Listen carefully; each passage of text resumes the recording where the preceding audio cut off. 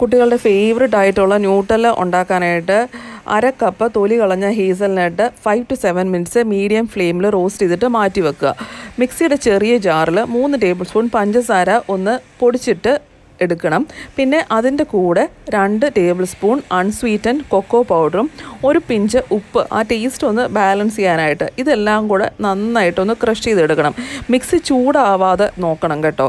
ഇതൊന്ന് ക്രഷ് ചെയ്ത് എടുത്തു കഴിഞ്ഞ് ഇതിൻ്റെ കൂടെ 3 ടേബിൾ സ്പൂൺ അൺഫ്ലേവേർഡ് എണ്ണ ചേർക്കുക. വെജിറ്റബിൾ ഓയിൽ ചേർക്കാം, അല്ലെങ്കിൽ ഒലിവ് ഓയിലും ചേർക്കാം. പിന്നെ ഇതിൻ്റെ കൂടെ തന്നെ 1 ടീസ്പൂൺ വാനില എസൻസ്.